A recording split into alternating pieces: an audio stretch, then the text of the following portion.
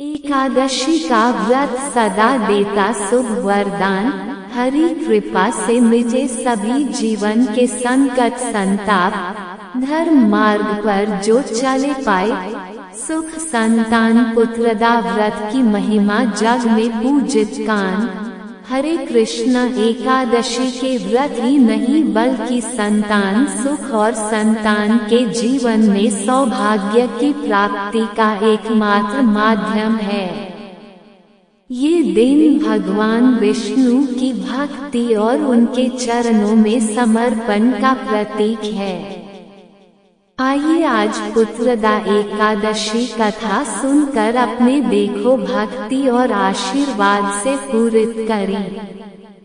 कल्पना कीजिए उस भव्य दृश्य की जब हस्तिनापुर के महल में धर्मराज युधिष्ठिर अपने सिंहासन पर विराजमान है। महल के चमचमाते कक्ष, रत्न जड़े दीवारें, सुगंधित पुष्पों से सजी वेदी सब दिव्यता का अनुभव करा रहे हैं। राजा के आसपास सभासदों की पंक्तियां सजी है और गूंज रहा है मृदंग वीणा का मधुर संगीत। तभी सभा के मध्य श्याम वर्ण भगवान श्री कृष्ण अपने तेज और अस्मिता के साथ प्रकट होते हैं। उनके मुख पर मोहक मुस्कान है और करुणा से भरी है वाणी। धर्मराज युधिष्ठिर भगवान श्री कृष्ण से बोलते हैं कि हे श्री कृष्ण, आपने सफला एकादशी का वर्णन किया। अब कृपा करके शुक्ल पक्ष की एकादशी का महत्व भी मुझे बतलाए। उसका क्या नाम है, कौन सी विधि है? भगवान श्री कृष्ण जी कहते हैं कि हे धर्मराज युधिष्ठिर, संसार के हित की इच्छा से अब मैं इसका वर्णन करता हूँ। हे राजन, इस व्रत का नाम पुत्रदा है और ये सब पापों को हरने वाली उत्तम तिथि है। समस्त कामनाओं और सिद्ध करने वाली है। बहुत पहले की बात है, भद्रावतीपुरी में राजा सुकेतुमान राज्य करते थे। उनकी रानी का नाम चंपा था। राजा को बहुत समय तक कोई वंशधर पुत्र नहीं प्राप्त हुआ, इसलिए दोनों पति पत्नी सदा चिंता और शोक में डूबे रहते थे। राजा को बहुत समय तक कोई वंशधर पुत्र नहीं प्राप्त हुआ, इसलिए दोनों पति पत्नी सदा चिंता और शोक में डूबे रहते थे। एक दिन राजा घोड़े पर चढ़कर घने जंगल में चले गए। राजा उस घने जंगल में भ्रमण करने लगा। मार्ग में कहीं सियार की बोली सुनाई देती तो कभी उल्लुओं की। इस तरह राजा घूम घूम कर वन की शोभा को देख रहे थे। इतने में ही दोपहर हो गई। राजा को भूख और प्यास सताने लगी। अब वे जल की खोज में इधर उधर दौड़ने लगे। किसी के प्रभाव से उन्हें एक उत्तम सरोवर दिखाई दिया, जिसके समीप मुनियों के बहुत से आश्रम थे। सौभाग्यशाली नरेश ने उन आश्रमों की ओर देखा। राजा का दाहिना नेत्र और दाहिना हाथ फड़कने लगा, जो कि उत्तम फल की सूचना दे रहा था। सरोवर के तट पर बहुत से मुनि वेद पाठ कर रहे थे। उन्हें देखकर राजा को बड़ी प्रसन्नता हुई और वे घोड़े से उतरकर मुनियों के सामने खड़े हो गए। फिर अलग अलग उन सब की वंदना करने लगे। राजा ने उन मुनियों से पूछा कि आप लोग किस लिए यहाँ एकत्रित हुए हैं, ये सब सच बताइए। तब मुनि बोले, राजन, हम लोग विश्वदेव हैं, ये स्नान करने के लिए आए हैं। माघ निकट आ रहा है। आज से 5वें दिन माघ का स्नान आरंभ हो जाएगा और आज ही पुत्रदा एकादशी है, जो व्रत करने वाले मनुष्यों को पुत्र देती है। तब राजा ने हाथ जोड़कर कहा, हे मुनि, मुझे भी कोई पुत्र नहीं है, कृपया मुझे भी पुत्र दीजिए। तब मुनि बोले, राजन, आज के दिन ही पुत्रदा नाम की एकादशी है। इसका व्रत बहुत प्रसिद्ध है। तुम आज इस उत्तम व्रत का पालन करो। महाराज, भगवान कृष्ण की कृपा से तुम्हें पुत्र अवश्य ही प्राप्त होगा। इस प्रकार उन मुनियों के कहने से राजा ने उत्तम पुत्रदा एकादशी व्रत का पालन किया। महर्षियों के उपदेश के अनुसार विधि पूर्वक पुत्रदा एकादशी का अनुष्ठान किया। फिर द्वादशी को पारण करके मुनियों के चरणों में बारंबार मस्तक झुकाकर राजा अपने घर आए। इसके कुछ ही समय बाद रानी ने गर्भ धारण किया। प्रसव काल आने पर पुण्यकर्मा राजा को अत्यंत तेजस्वी पुत्र रत्न की प्राप्ति हुई, जिसे देखकर राजा और रानी बहुत प्रसन्न हुए। उन्होंने सभी को बताया कि पुत्रदा का उत्तम व्रत अवश्य करना चाहिए। मैंने लोगों के हित की इच्छा से तुम्हारे सामने इसका वर्णन किया है। जो मनुष्य एकाग्रचित होकर पुत्रदा का व्रत करते हैं, वे इस लोक में पुत्र पाकर मृत्यु के पश्चात स्वर्गगामी होते हैं। बोलिए कृष्ण भगवान की जय। इस कहानी के बाद अब सुनिए तुलसी माता की कहानी। एक बार एक छोटी सी लड़की थी। जब वे थोड़ी बड़ी हुई तो उसे समझ आने लगी और तब से ही वे तुलसी माता की पूजा किया करने लगी। उसका हर दिन का नियम था कि तुलसी माता का पूजन करने के बाद ही वह भोजन ग्रहण करती। जब वह लड़की विवाह के लायक हुई तो एक दिन उसके माता पिता ने उसके लायक लड़का ढूंढकर उसका विवाह करवा दिया।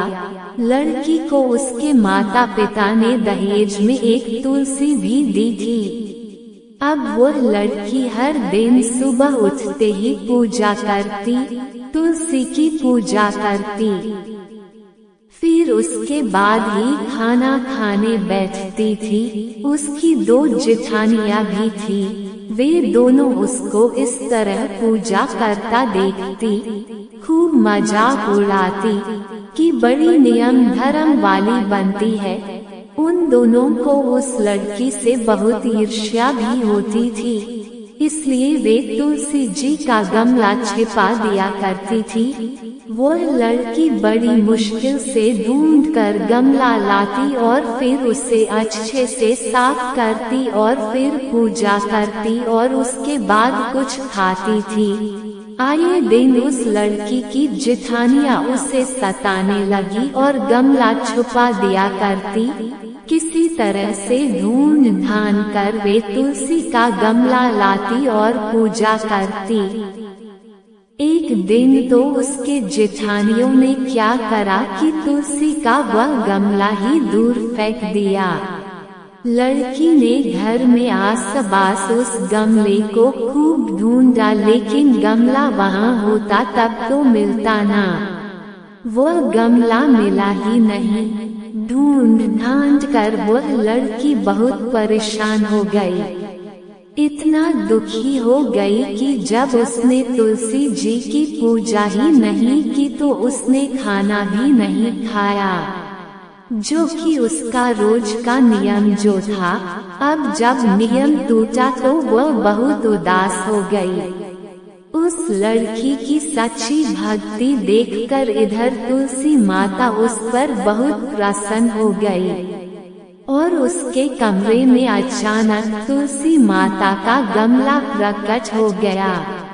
अगले दिन सुबह जब वह लड़की सोकर उठी तो उसने क्या देखा कि उसकी चारपाई के चारों कोनों पर तुलसी माता का गमला आ गया है।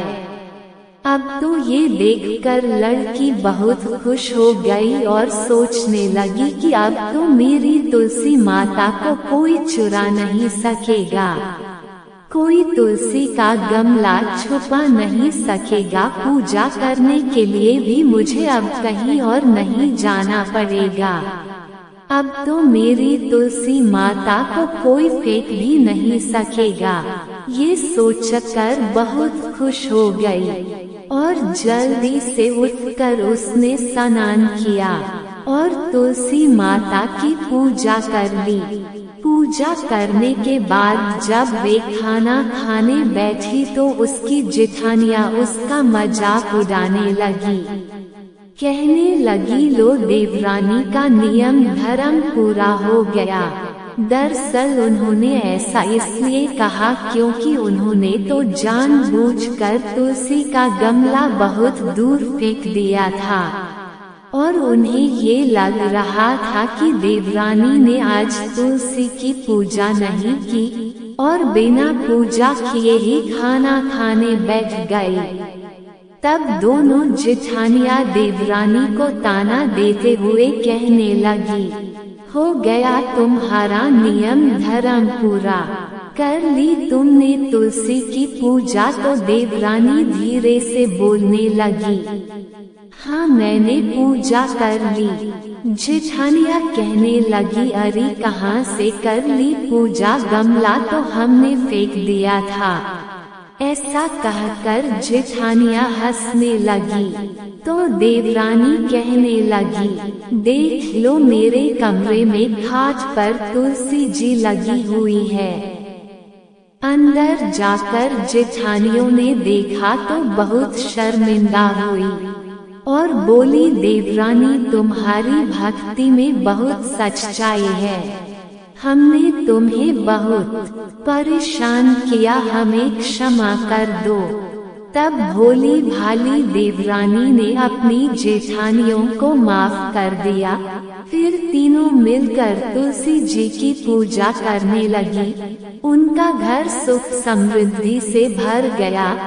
हे तुलसी माता जैसी निर्मल बुद्धि जेठानियों की और जैसे उन सब के घर में सुख समृद्धि के भंडार भरें, वैसे ही इस कथा को कहने और सुनने वाले सभी भक्तों के घर में भरना। प्रेम से बोलिए तुलसी माता की जय। अब आपको सुनाते हैं माता पिता के पाप और पुण्यों की कहानी। आज इस कहानी के माध्यम से आप जानेंगे कि माता पिता के कर्मों का फल संतान को आखिर क्यों भुगतना पड़ता है। मृत्यु के देवता यमराज की पुत्री सुनीता थी। माता पिता के लाड़ प्यार में वो थोड़ी उद्दंड हो गई थी। वो देखती थी कि उनके पिता पापियों को दंड देते रहते थे।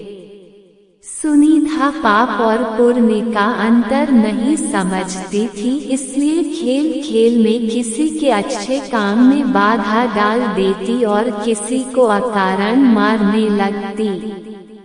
ऐसे उद्दंडतापूर्ण कार्य करके वो बड़ी प्रसन्न होती थी। एक दिन सुनीता एक गंधर्व कुमार को, जो अपनी आराधना में योग मुद्रा में बैठा था, बिना किसी वजह से कोड़े मारने लगी। गंधर्व कुमार पीड़ा से छटपटा था तो सुनीता मारे खुशी के उछल पड़ती। वे उससे खेल समझती। बहुत दिनों तक ऐसा ही चलता रहा। एक दिन फिर उस गंधर्व कुमार को, जब वह पूजा पाठ कर रहा था, सुनीता ने मारना शुरू कर दिया। जब वह उत्पीड़न गंधर्व कुमार के लिए असहनीय हो गया तो उसने सुनीता को क्रोध से शाप दे दिया। सुनीता ने यह बात पिता को बताई। अब धर्मराज को लगा कि उन्होंने बड़ी भारी भूल कर दी। संतान की आदत और स्वभाव पर ध्यान न देकर उसे अच्छे और बुरे का ज्ञान ही नहीं दिया। फलस्वरूप उसे शाप मिला, लेकिन अब तो समय हाथ से निकल चुका था। धीरे धीरे समय बीतता गया। सुनीता बड़ी हुई तो उसके विवाह की चिंता हुई। उसके शाप को जानकर कोई भी उससे विवाह करने को तैयार ही नहीं होता था। कौन भला उससे पैदा होने वाले पापी पुत्र का पिता बनता। जब कोई उपाय नहीं रहा तो रंभा अप्सरा ने उसे मोहिनी विद्या सिखा दी। अब सुनीता किसी को भी अपनी विद्या से मोहित कर सकती थी। एक दिन रंभा सुनीता को लेकर वर की खोज में निकली। एक नदी के तट पर उसने अत्रिया कुमार अंक को देखा। अंक को देखते ही सुनीता उस पर मोहित हो गई। रंभा की माया और अपनी मोहिनी विद्या के बल पर उसने अंक को भी मोहित कर लिया। दोनों को एक दूसरे पर आसक्त जानकर रंभा ने दोनों का गंधर्व विवाह करवा दिया। अब दोनों सुखपूर्वक रहने लगे। कुछ समय के बाद उनके पुत्र हुआ, जिसका नाम उन्होंने वेन रखा। वेन अत्रि वंश के अनुरूप ही अपने पिता अंक के समान धार्मिक, सदाचारी और रजोचित गुणों से संपन्न था। आचार, विचार और व्यवहार में सब उसकी बड़ी प्रशंसा करते थे। अच्छे कुल में उत्पन्न होने के सभी लक्षण उसमें दिखते थे, किंतु माँ के एक दुर्गुण के कारण, जिसके कारण वे शापित हुई थी। धीरे धीरे वेन में भी अब वे दुर्गुण प्रकट होने लगे। कुछ नास्तिकों और दुष्टों की संगति में वेन भी नास्तिक हो गया। ईश्वर, वेद, पुराण, शास्त्र आदि उसे सब झूठ लगने लगे। यज्ञ संध्या आदि को वह पाखंड समझने लगा। वेन अब वयस्क हो चला था। अपने माता पिता का कहना वो बिल्कुल नहीं मानता था। राजकाज में उसका हस्तक्षेप इतना बढ़ गया था कि उसके पिता अंग असहाय हो गया थे। राजा तो अंध थे, लेकिन आज्ञा वेन की चलती थी। सुनीता समझ रही थी कि उसके संस्कारों का परिणाम शापग्रस्त इस पुत्र में उतराया है। उसके हठ और उद्दंडता पर किसी का वश नहीं चलता था। सब विवश होकर सारा तमाशा देख रहे थे। वेन के इन कर्मों से प्रजा दुखी रहने लगी। महाराज अंक को अपमान की जगह उपहास मिलने लगा था। जब सब प्रकार से वेन को समझाकर वे हार गए तो अपेश से बचने के लिए एक दिन निराश होकर महाराज अंक ने चुपके से घर का ही त्याग कर दिया। राजा के बिना राज्य में अराजकता और बढ़ गई। ऋषियों ने अंधपुत्र वेन को राजा बनाया और समझाया कि तुम्हारे दुष्कर्मों से दुखी होकर तुम्हारे पिता ने राज त्याग दिया। अब तुम अपना राज्य के उत्तरदायित्व समझो और सत्कर्म कर प्रजा को सुख दो।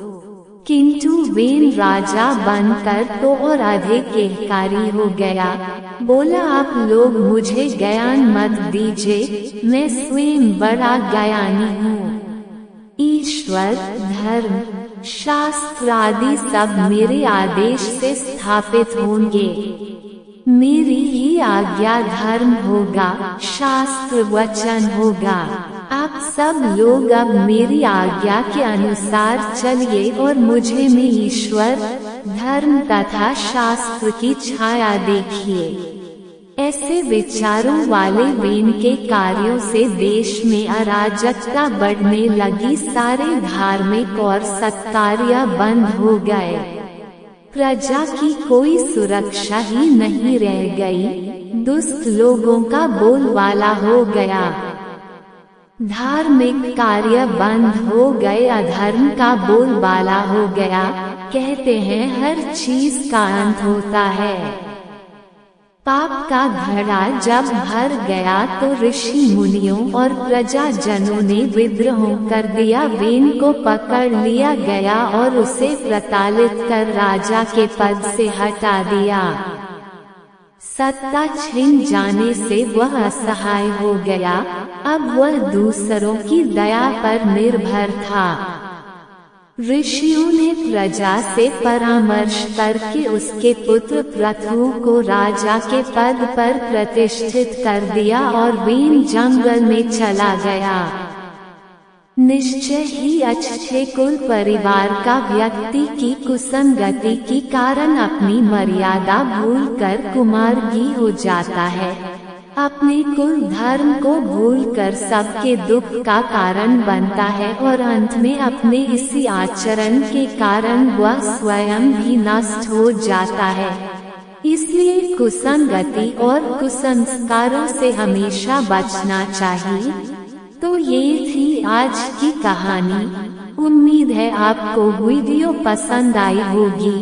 वीडियो को लाइक करना मत भूलिएगा। कल फिर मिलते हैं नई वीडियो के साथ, तब तक राधे राधे।